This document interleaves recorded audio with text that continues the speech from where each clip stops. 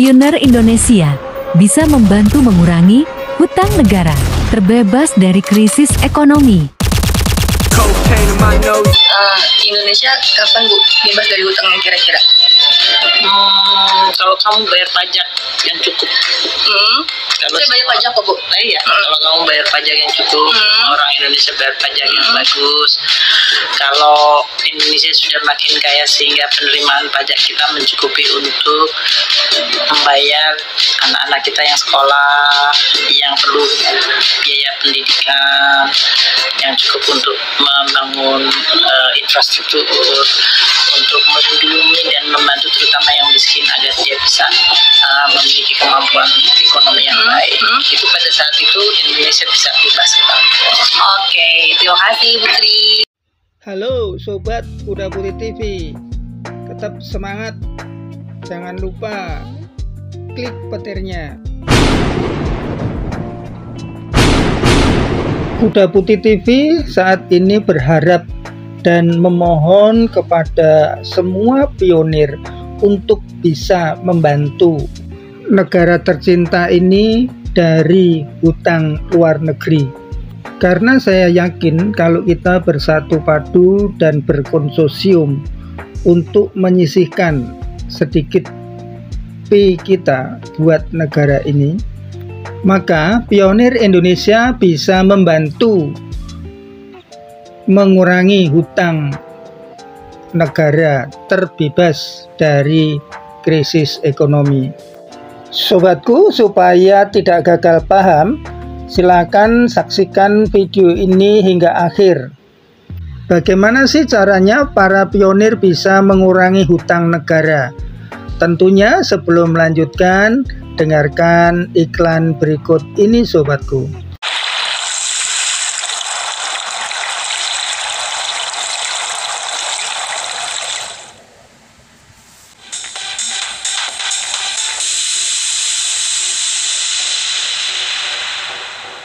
Mohon dukungannya ya, dengan cara like, share ke teman-teman dan grup lain, subscribe, ketuk loncengnya. Selamat melanjutkan menonton video ini. Sobat Kuda Putih TV, berapa sih hutang negara kita saat sekarang ini?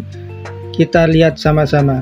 Berdasarkan laman APBN kita Kementerian Keuangan terbaru atau pada akhir November 2021, utang telah menembus 6.713,24 triliun rupiah. Dikutip dari Kompas.com Jumat 7 Januari, jumlah utang bertambah cukup signifikan dalam sebulan. Tercatat di penghujung Oktober 2021, utang pemerintah yakni 6.687,28 triliun rupiah. Sobatku, utang negara di tahun 2021 mencapai 6.687,28 triliun. Beberapa negara sudah bangkrut karena tidak bisa bayar utang. Bagaimana dengan Indonesia? Kita akan lihat sama-sama beritanya di Metro TV, sobatku. Pemirsa, Presiden Joko Widodo beberapa waktu lalu ini mengatakan ada sejumlah lembaga internasional memperkirakan bahwa akan ada 60 negara yang berpotensi bangkrut. Setidaknya ada 42 negara dari 60 tersebut yang sedang menuju kondisi itu. Kalau kita melihat pemirsa beberapa negara yang bangkrut atau pernah bangkrut begitu, kita akan menuju ke slide berikutnya. Yang pertama adalah tentu di informasi yang telah kita saksikan bersama tadi adalah Sri Lanka dengan utangnya mencapai 732 triliun rupiah. Ini kita sudah konversikan ke rupiah. Kemudian ada juga Argentina, ini hutangnya mencapai 1.440 triliun rupiah.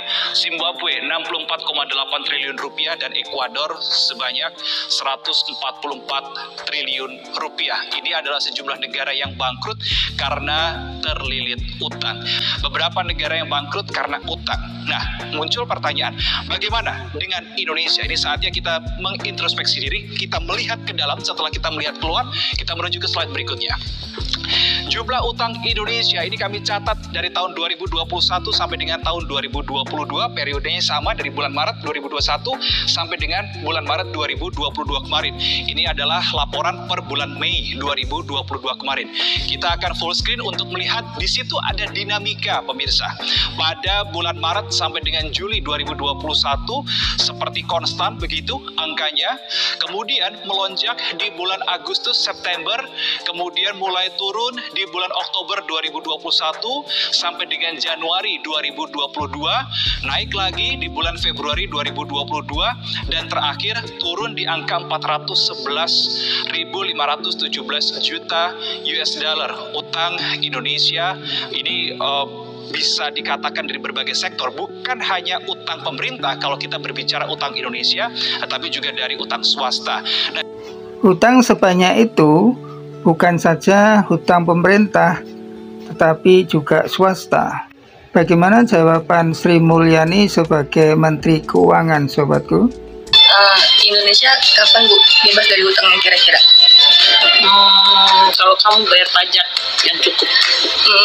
Saya bayar pajak kok Bu. Iya, kalau kamu bayar pajak yang cukup, orang Indonesia bayar pajak yang bagus. Kalau Indonesia sudah makin kaya sehingga penerimaan pajak kita mencukupi untuk membayar anak-anak kita yang sekolah, yang perlu biaya pendidikan, yang cukup untuk membangun infrastruktur, untuk melindungi dan membantu terutama yang miskin agar dia bisa memiliki kemampuan ekonomi yang baik. Itu pada saat itu Indonesia bisa bebas. Oke, terima kasih Putri.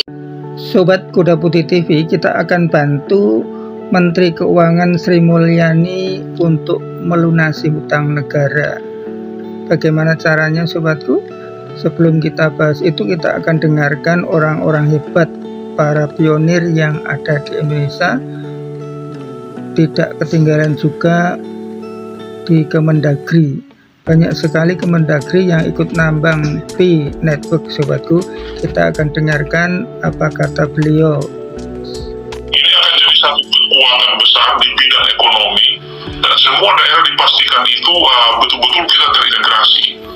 Kan begitu. Jadi ini tidak hanya kumpul-kumpul, nah ini ada jangka panjang yang saya dari Kemendagri nanti tolong doakan supaya saya bisa melakukan intercept begitu ya. Intercept itu bisa masuk di kebijakan pemerintah sehingga kripto ini betul-betul bisa dilihat sebagai satu kekuatan ekonomi nasional. Nah ini ya, saya masih berusaha mencari slot begitu setelah mencari ini untuk masuk ke Sekjen Kemendagri. Coba Pak Sekjen untuk berbicara ini kan. Jadi karena kita generasi-generasi yang akan mengambil alih bangsa ini di bidang pemerintahan, dan kita ini sebetulnya sedang memainkan peran penting ekonomi digital dengan kesibukan masing-masing, tapi kita ini pelaku digital ekonomi. Mudah-mudahan juga saya bisa ketemu dengan Pak Sandiaga Uno, Pak Menteri Pariwisata, untuk berbicara ini karena passion beliau ada di sini juga di bidang kripto ini. Dan waktu Pak Sandiaga mencalonkan gubernur DKI waktu itu sempat diwawancarai Mata Najwa, uang bapak banyak sekali katanya kan. Kayaknya Pak Sandi ngambil HP, lihat kan Bitcoinnya amin-amin. Justru di sini kita menolong orang kan begitu ya. Jadi harapan kita semua masyarakat Indonesia ini betul-betul sejahtera. Kita akan, sehingga teman-teman yang koordinator di tingkat lokal ini yang hari ini pekerjaannya dua, pekerjaan sangat pendek ini, itu memastikan semua keluarga besar Pi Network lintas divisi. Ini kita tidak pakai referral lagi nih, lintas divisi. Hari ini kita mendapatkan keberkahan luar biasa, bukan hanya buat kita berdua, tetapi buat para pionir. Hari-hari kita selalu melakukan upaya perbaikan, dan tentu yang kita kerjakan adalah buat mengayomi para pionir walaupun saat ini belum dibuka ya. karena memang belum wayai. Kalau dibuka sekarang, mana ada kejutan nantinya? Ya, teman-teman, sebelum Pak Ahmad menceritakan substansi kopdar dan tentunya kelanjutannya, saya mau katakan ke teman-teman, Pak Ahmad ini salah satu asesor barang jasa Indonesia loh. Dan beliau di zamannya itu asesor termuda begitu ya. Jadi ya teman-teman, kalau ingin diklat mungkin atau bimtek atau training barang jasa, pengadaan barang jasa, beliau ini pakarnya. Begitu Pak Ahmad ya. Jadi kebetulan saya ada di lembaga sertifikasi profesi pengadaan barang dan jasa. Kebetulan kalau untuk yang government kan adanya di LKPP. Nah sementara untuk yang BUMN, BUMD, BLU, BLUD, serta corporate itu BNSP ranahnya, sementara LSPM cuma satu di Indonesia, itu LSP Pengadaan Indonesia. Kebetulan saya ada di LPP di sana. Dan asesor di sana ya? Termasuk juga. Oh luar biasa. Kita ucapkan selamatlah untuk untuk Pak Hidayat, Ahmad Hidayat. Jadi memang di Fi Network ini memang berkumpul orang-orang hebat semua ya. Apapun pekerjaannya. Sobat Kuda Putih TV, kita sudah dengarkan penjelasan Bapak Abner dari Kemendagri dan juga Bapak Ahmad. Kita serahkan kepada orang-orang hebat ini, pionir Indonesia. Semoga pionir Indonesia memiliki nilai seperti konsensus global, yaitu 314.159 US dollar. Sobatku, kalau nilai P yang ada di Indonesia benar-benar mengikuti konsensus global, saya mengajak kepada para pionir Indonesia untuk berdonasi 1 P saja, maka kita sudah bisa melunasi hutang negara. Jumlah pionir di Indonesia ada jutaan. Tiap pionir cukup berdonasi 1 P saja. Misalnya nih, misalkan 1 P dikalikan 1.500.000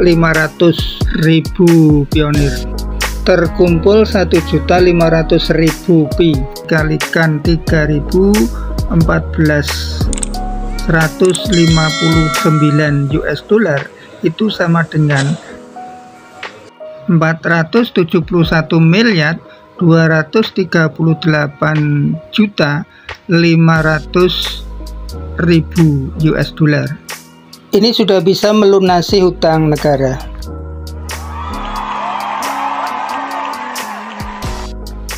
Dengan menggunakan 1 P tiap pionir, sobatku.